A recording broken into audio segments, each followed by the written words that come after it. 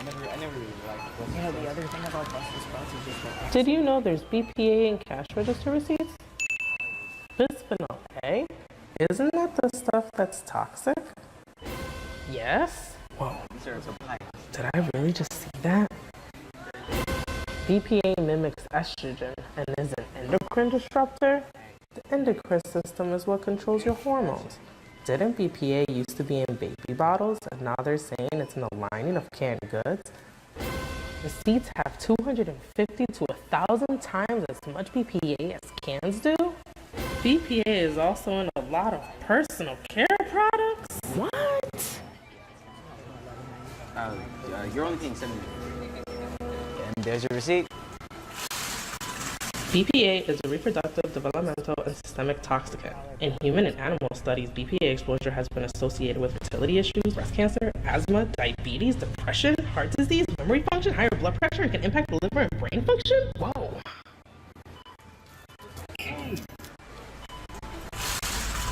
Unlike BPA in hard plastics, BPA in receipts can rub right off onto your skin. Did you give me my discount? Let's see. Blah, blah, blah, blah, blah, blah, blah, blah. Oh, right there. Thank you, dear. No problem. Hand sanitizers and lotions increase the rate of BPA absorption into the bloodstream. Gotta stay clean. So how we doing today? Not sure.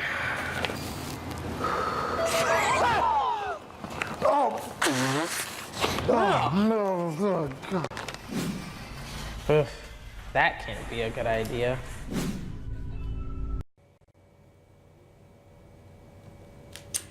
Hey everyone, it's your host Kim Barnes Jefferson, and I help women to have the courage to break free of the rules that keep them from living a life of infinite possibilities. So today, here we are. We're knocking on the door of 2019. I just can't believe it. Like, where did the year go?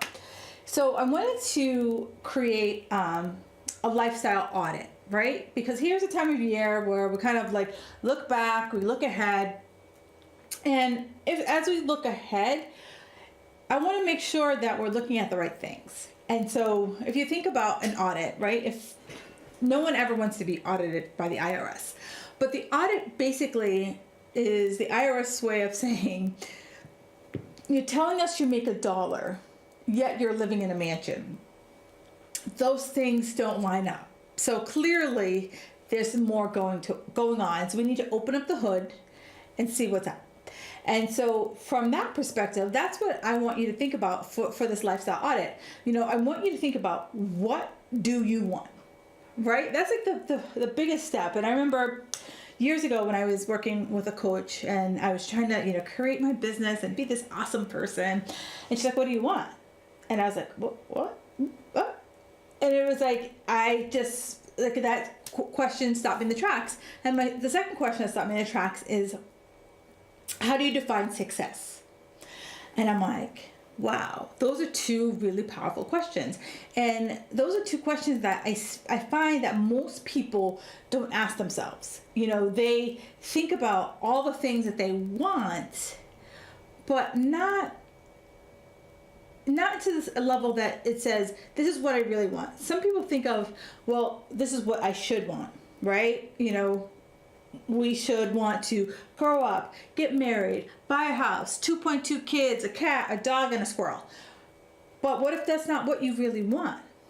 And I remember when I was in my youth, I never really wanted to have children. It just never was like a thing for me. And I remember I would tell people this, and they would look at me like I said I worshiped the devil. And I was like, but that's not what I want. And I had to, at that age, say to myself, that's not what I want. Versus, how many people, go through, like, sleepwalk through their life going towards things that they don't want. And, it doesn't have to necessarily be kids, but it could be, your dad told you to be a doctor, so you're a doctor and you freaking hate it. Or, someone told you to be whatever and you hate it. I want you to take that time and say what it is that I want. And might not be an overnight thing. It might not be like, you're following along with me and filling out your piece of paper. You might be like, good question. I don't know. No one's ever asked me, or I never took the time to sit down and think, like, this is what I want out of my life. Because guess what? We only get like one turn around the planet, right? Before we're done. Now, some of you might be like, oh, I got past lives. That's great. Wonderful. Rock on with your bad side. What are you doing now? What are you doing with this life? And there's a guy, I always botch his last name, Jesse Eitzner. I think it's Eitzner or Eisner. Anywho, I was listening to a podcast. His claim to fame was he owned NetJets, and I believe he owns the Atlanta Hawks now. Anyway, total business mogul. And he was talking on a podcast, and he just turned 50. Yeah, he just turned 50. And he's like, you know what? I only have X amount of time left on this earth, and I want to make it count. Now, some people might think about that as being morbid, or some people might look at that and being like, yeah, it's time to like get that kick in the tush and start to get to work, start to get some stuff done. So that's where I want you to take from this lifestyle audit. I want you to like think to yourself, you know what? The past is the past, the future is now, and it's time for me to start taking some inventory so that I can live my best life versus just sleepwalking, trudging through my life.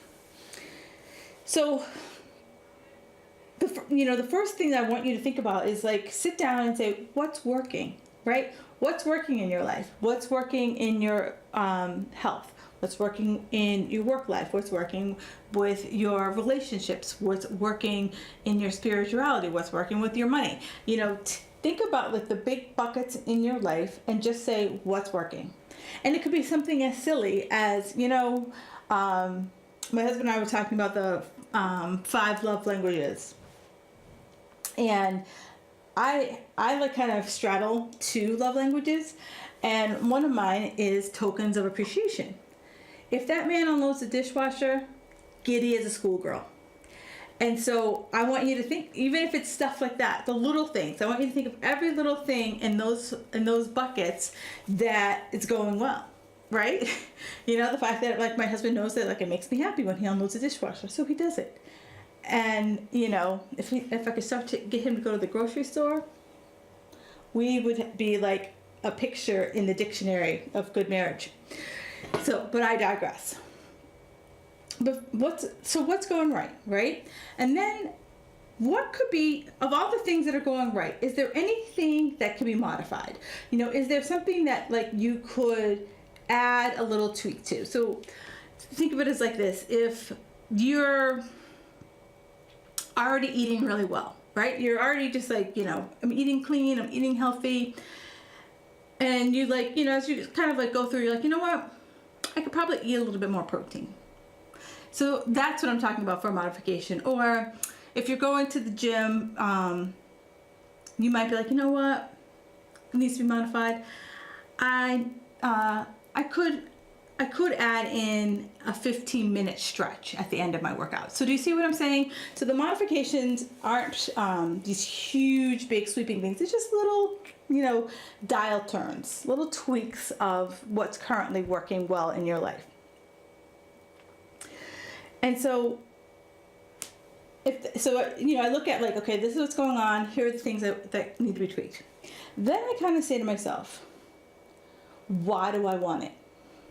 Right? And I've talked about this several times. Why? Because when you know why, that's your motivation. Because so many people say to me, oh, I'm waiting to be motivated.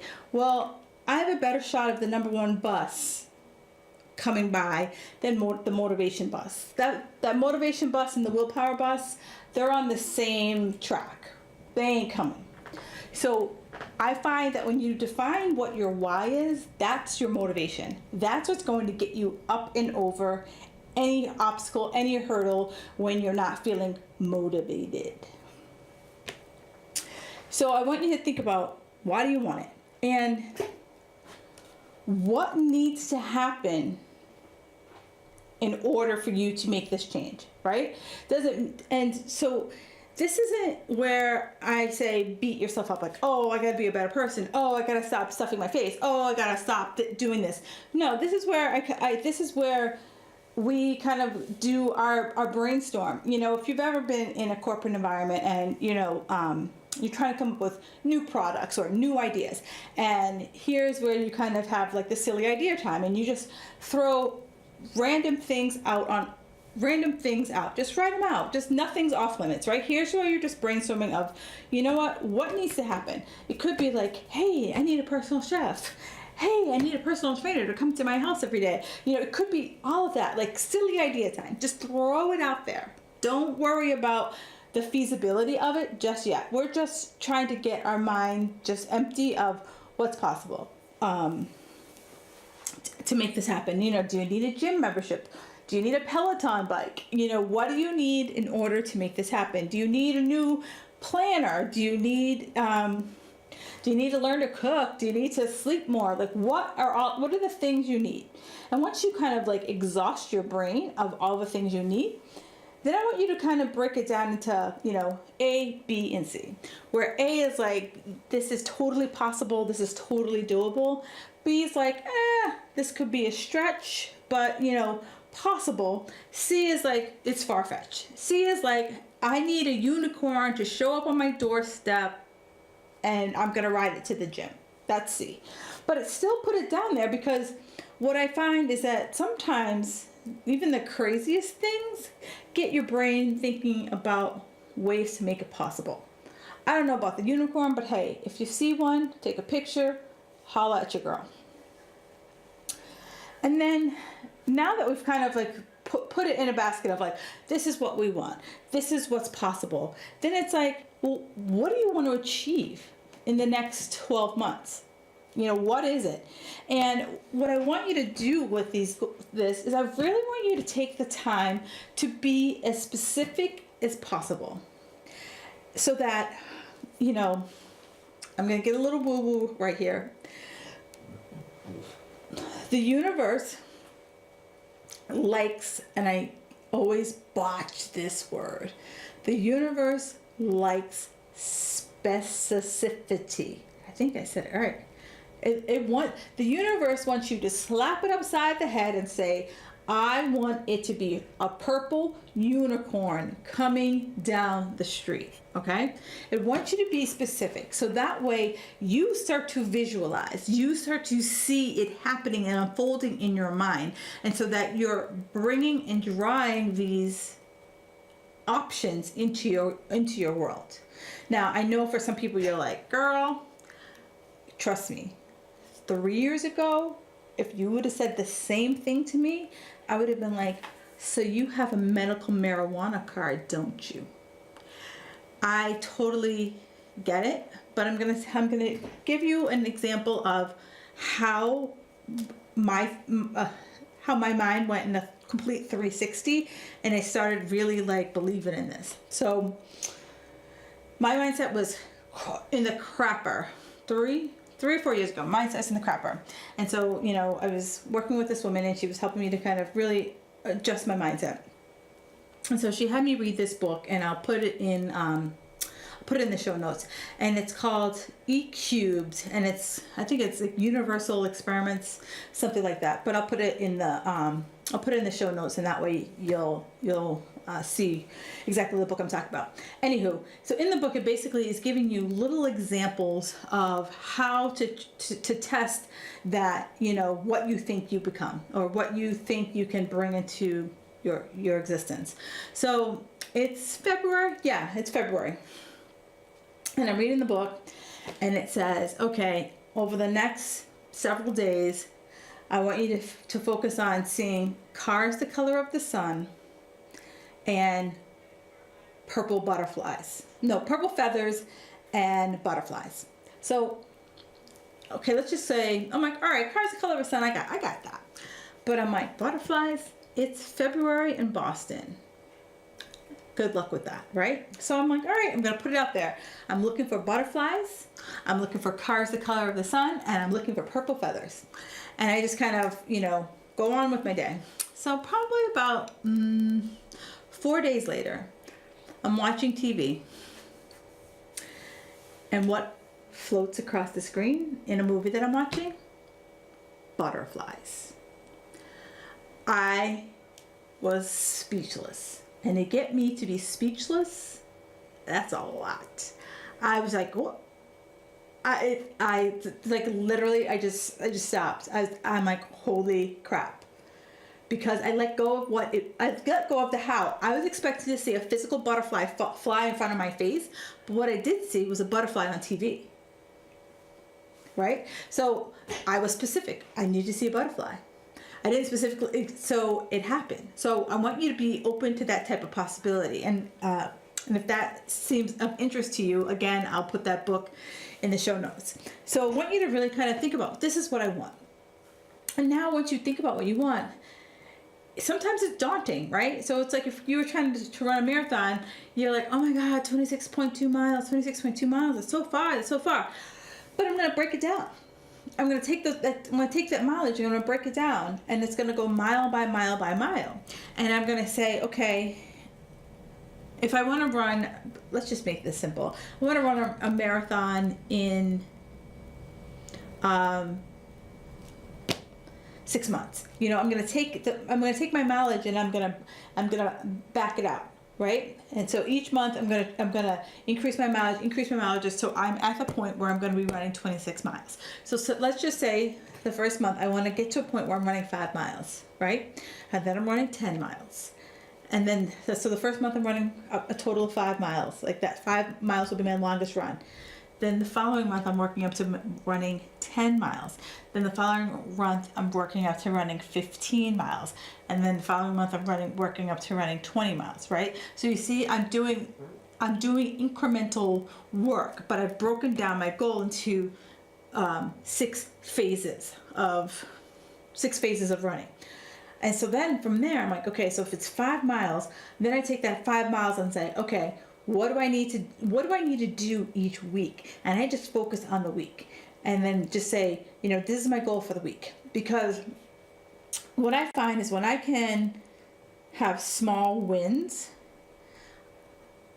I feel motivated, right? And there's that motivation that you talked about. You're waiting for this like big bucket of motivation to fall on you, like the ice bucket challenge. Motivation, I want you to think of it as like that annoying leak, right? That just keeps drip, drip, drip, drip, drip. You don't know where it's coming from. You just hear it all the time. That's what I want motivation to be. Because how want you think about motivation as like a layer? It just layers and layers and layers and layers. It just keeps building. And then the more you want to try new things, the more you want to try more challenging things, the more you want to just get in the game and stay in the game. And like I said, you want these goals to be very, very specific. What I find is, I said a marathon. We know a marathon is 26 miles. A lot of times I find clients, they'll set these like wishy-washy goals. And they'll say, I want to be tone. Well, I don't know what tone is. Tone is soap from the 80s. That's all I know of tone. I don't know what tone looks like. When you set a goal, I want it to be so specific that any random person walking down the street says, oh, that's exactly what you want to do? I know what that is. I want you to think of it as if I was driving somewhere, right? I wouldn't say, oh, I'm heading to Boston. Boston's a big flippin' city. I want to, drop a pin on Boylston Street in front of the Apple store on Boylston Street. That's where I'm going. That's what I want you to think about. That's where I'm going. Because that's how do you know how far you are? And how do you know how far you come? Because I want you to look back sometimes at how far you've come as a way to say to yourself, holy moly, I'm doing this. I'm getting some stuff done up in here. And I also want you to have that pin to know how far you have to go as a way to be like, okay, either sometimes you might have to adjust your goal, or sometimes you might have to look at yourself and say, do I got a little bit more gas in the tank? And then you can either stomp on the gas or reassess where you are. And when you set that finish line, I'm okay with making adjustments, right? Adjustments are necessary sometimes, but what I don't like is this imaginary measuring stick of feeling that you're behind. I don't know how many times I hear people say, I'm behind. And I'm like, behind what? Who are you racing, right? If you're in a marathon, maybe you're racing somebody. Maybe you're racing yourself. I don't know. But in life, who are you racing? Excuse me. Who are you racing in life that makes you say you're behind? You know, I tell this story of I go to spin class and I go to flywheel, and I've been taking the class for 5 years, right? And for 5 years I go, and if you're not familiar with flywheel, they have what they call the torque board, and basically, you know, everyone in the class, if you choose to participate, you go up on this board and it shows how you're doing compared to everyone else in the class. And I don't use that board as a comparison. I use that board as my personal benchmarks, right? But over the 5 years, I just say I don't make it on the board. You know, I don't. Like, I'm, you know, riding a bike is just not my thing. I go because my husband enjoys it, and it's one of our, like, things that we do together. It's like one of our dates. So we spin. You know, we ride next to each other. We don't talk to each other, but it's a date. So last week I go, and I don't know. Perhaps you should have tested my pee. I don't know, but I was like lights out on that day. I was top 8 in the overall class of 30 bikes, including men and women. And I won 6 out of the 7 races. Like, who am I? Right? But for 5 years. So 5 years ago, if I would have said to myself, I suck at spinning, I'm never coming to class, and I put out my crazy imaginary measuring stick, I would have totally took myself out of the game, right? But I just kept trying. I kept going. And eventually I saw that, you know what? Even though I'm not on the board, I saw how my spinning has improved. You know, things that were a little bit of a challenge are a little bit easier. Like, I'm now being able to do more. I'm able to go further distances than I was if I would have given myself up, or if I would have put up that imaginary measuring stick that says, oh my God, you know, I don't get 500 points every class, so I shouldn't even go. Or, hey, I'm going to go, but I'm not even going to go on the board, right? Most people will take themselves out of the game before they even get a shot at the plate. And I think it's Michael Jordan. Michael Jordan says you miss 100% of the shots you don't take, right? So if you don't know anything about sports, I know you know who Michael Jordan is, right? He's one of the greatest. He's going to go down as probably in the top 5 of basketball players, right? And if he's telling you, like, the reason why he was so successful, he just did it. He just hit the shot, and back to the woo-woo, he just said it's going in, right? You just keep saying it's going in, it's going in, it's going in. Because guess what? Unless you throw the ball up in the air, you don't know, right? So I want you to break free of that, like, imaginary measuring stick that you're behind. You're only behind if you don't go. You're only behind if you don't try. You're only behind if you stop. So keep going, my loves. Keep going. And then,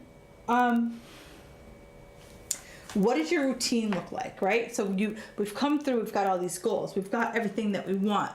What does the routine look like? And the big thing is, and I will say this until I'm blue in the face, routines create habits.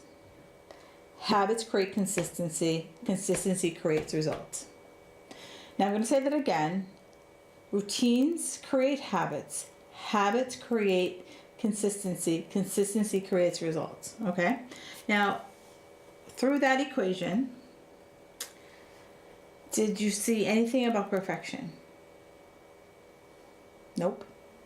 It was routine. So I want you, when you're going through, I'm going to make this word up. routinize. What can you turn into a routine, right? That for me, getting up in the morning, I need to work out in the morning. That's just what I need to do. Like, it needs to happen in the morning before I get derailed with my day. But in order for me to go to work out in the morning, literally, and you know, if you tell my mother this, hopefully she's not watching, I'm gonna deny it. But when I was a kid, my mom used to make me lay out my clothes every night before I went to bed. And I hated it. Now, that's what I do. If you're getting up at 5 o'clock in the morning, the last thing on your mind is wanting to pick out what you're going to wear to go to the gym. So I pick out my clothes the night before, down to my underwear. I put out my socks, I put out my bra, I put out my underwear, I put out my bottoms. And now that it's winter outside, I put out the fleece that I'm going to wear on top and the fleece that I'm going to wear on my bottom. And so all I need to do in the morning is just focus on brushing my teeth, wash my face, and putting those clothes on. Now, I know some people will sleep in their clothes in order to go to the gym on time. It's totally up to you. I'm going to leave that. I'm going to leave that in your hands. Then I'm going to leave you with, what is your biggest obstacle, right? So you have, you know, you're like, okay, this is how I'm going to create my routines. But what's some things that could gum up the works? What's some things that could jam you up, trip you up? Because here's where I want you to start to think about your plan Bs, maybe even your plan Cs. You know, so how are you going to go over, under, or push right through those obstacles? Because they're going to happen. So I'd rather be forearmed for that. You know, think about, I think it's the Boy Scouts. Always be prepared, right? Always be prepared.